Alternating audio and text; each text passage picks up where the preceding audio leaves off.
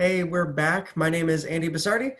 I'm the coordinator for Equipping Thriving Congregations in the Reformed Church in America, and I'm here with the Reverend Dr. Micah McCreary, president of New Brunswick Theological Seminary, pastor, therapist, professor, and president.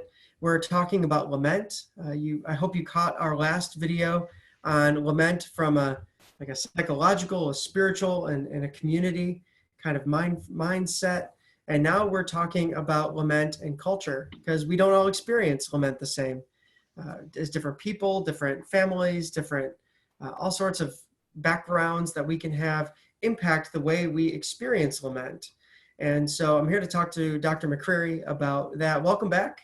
It's good to have you back on our lament toolkit, if you will. It's good to be back. One of the things that you've just brought up for me is a lament. I went to the University of Michigan, and whenever you say the Reverend Dr. Micah McCreary, reminds me of the Ohio State University. Oh, no. And I'm having my eyes are twitching. I'm having all kinds of reactions here. But thank you. It's good. It's good to As be a here. fellow Michigander, I humbly apologize. Oh Yeah, my no, goodness. no, the. No, the. We will be speaking to Reverend Dr. Micah McCreary. I can accept that. But Mike is fine. Well, Micah, we're talking about lament still and just guiding our congregations, some of whom have a rich history of lament. Others are kind of discovering it anew in this time of COVID-19 and this time of pandemic. And I think one of the things that's really easy to do whenever there's a problem is to try to come at it with a one-size-fits-all solution.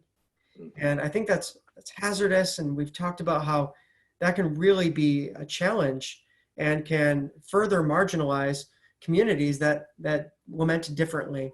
And so when we think about lament, it's experienced in numerous ways. It's experienced individually, corporately.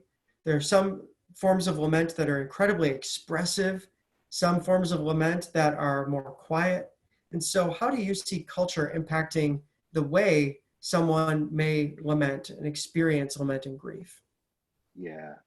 Culture, I think, impacts it because it's really a change in our context. And no matter how we want to experience things, context matters, where you are matters.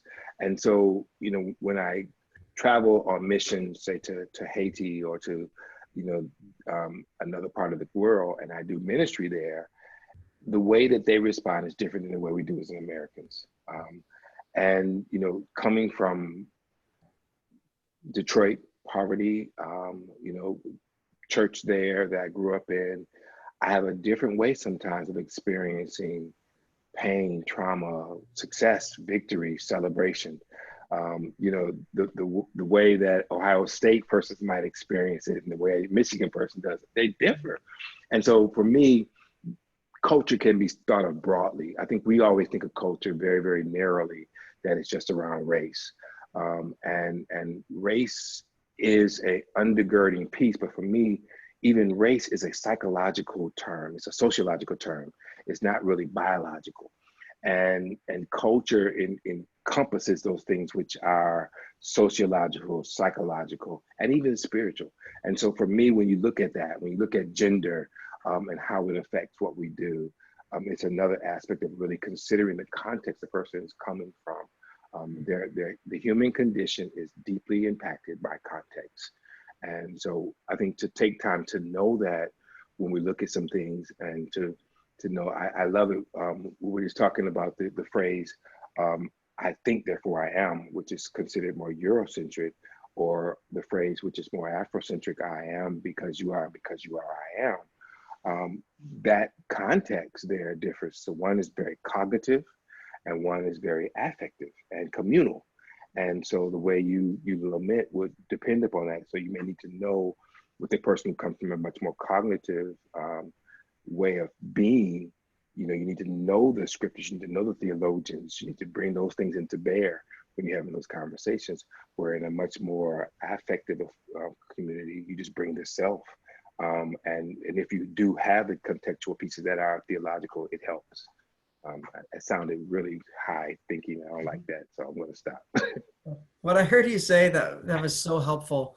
A lot of great stuff in there, but the line that really got to me was that the human condition is deeply impacted by context, Yes. and to recognize in all of it that the context I grew up in West Michigan, and I continue to live there today.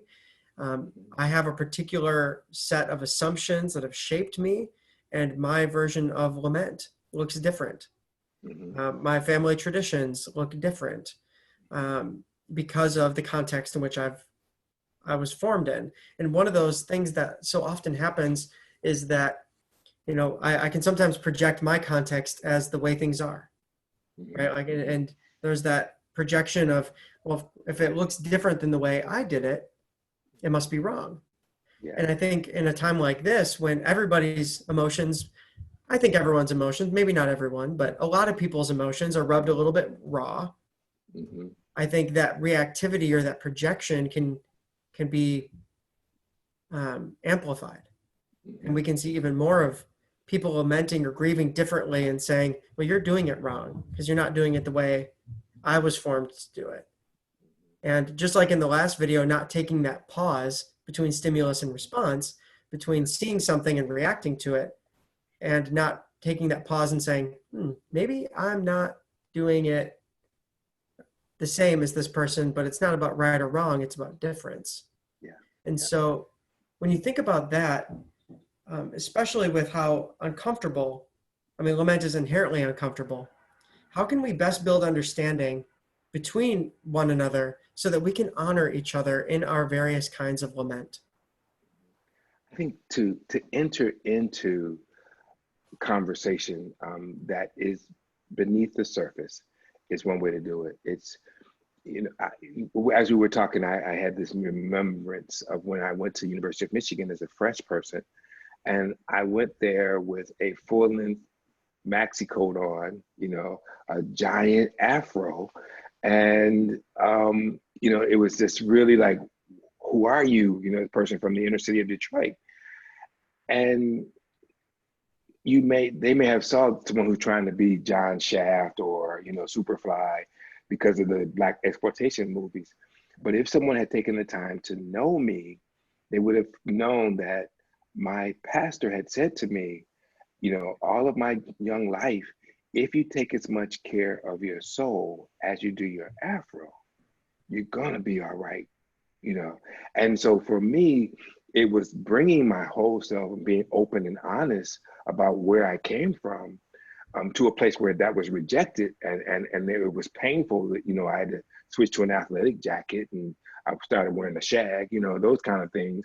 Eventually, all the hair left, I wasn't and going you to say look. anything about that. Yeah, I thank you very much, but I'm okay. I'm okay with the cool ball, and but it's amazing.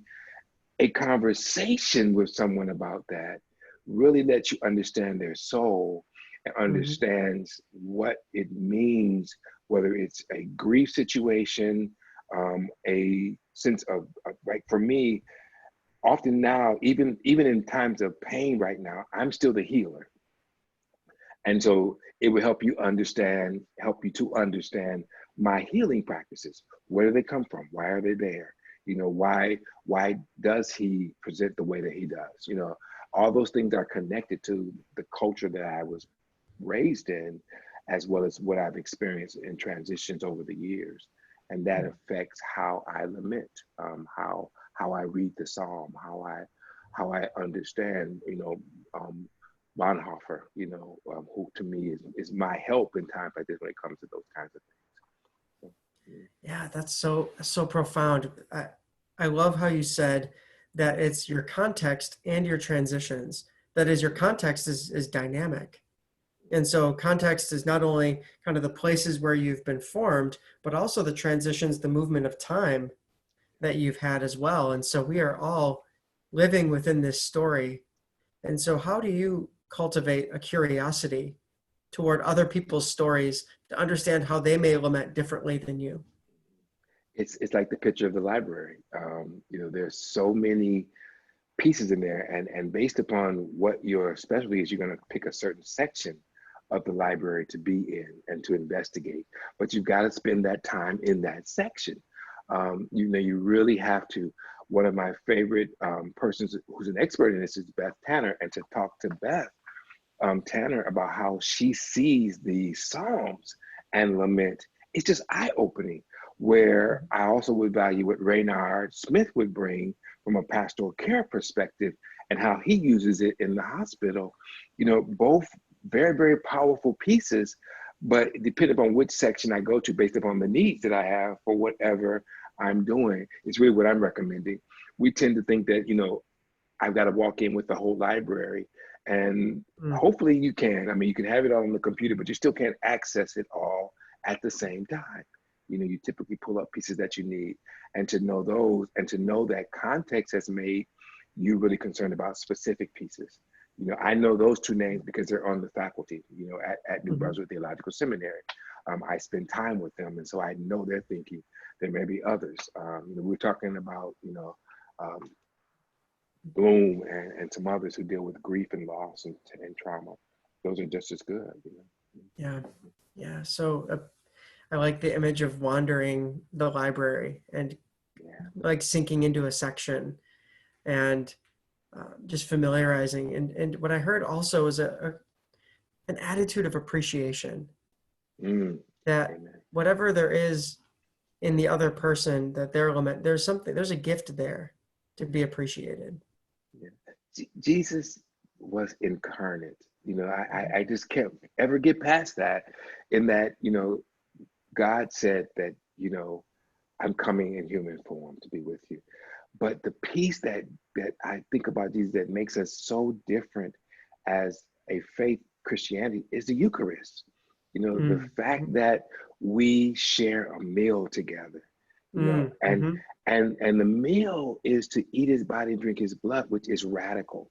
It's not simple. It's not something that I easily can explain to my children. You know, Right. it's tough.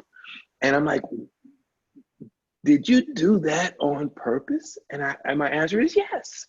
You Mhm. know, that mystery, that need to battle with this to understand, what does it mean to be intimate? To be intimate is not a simple task. It is one of the most pleasant experiences, but it's one of the most personal, perfected, continuing experiences that we have to get to know someone on that level. And that's what Christ is calling for with that Last Supper as a human before he transitions to then being God again. You know, I mean, you know, again, I know it's theologically, I love to think of those thoughts, but it's not a theological class, right? So I Mhm. can just be pastoral for a minute.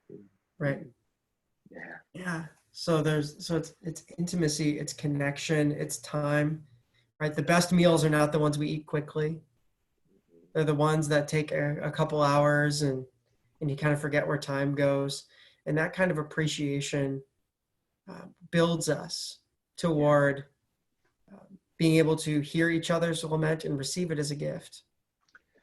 What's happened during this time of sheltering in place for my wife and I is that I'm not at chapel at 6 p.m. in the evening. I'm here at home. And so I have literally prepared meals almost every day since we've been Mhm. home, and we sit down and we have had meals together because, Mhm. you know, and I get to show off my culinary skills. I mean, that's There you kind of go. cool There too, you you go. know. So, you know, it's just been great. And so in the midst of all of this, I pray for those who have no shelter, to shelter in, and I pray for those whose shelters are not safe, Mhm. for them to shelter in. And I'm thankful that I have a shelter where I appreciate the person that's sheltering with me and can provide meals during this time. And so Mhm. that's, you know, part now of my lament has been that, you know, to look at that and do it that way. Mhm. Right. Yeah. Absolutely. There's so much more we're going to talk about. And we have, fortunately, one more video to at least one more to be able to talk more about what lament looks like. And we'll probably pick up Mhm. somewhere around there. But thank you Okay. so much, Thank you, Reverend Dr. sir. McCreary. It's good to have Reverend you Andy. with us. Pleasure's mine, sir. Blessings.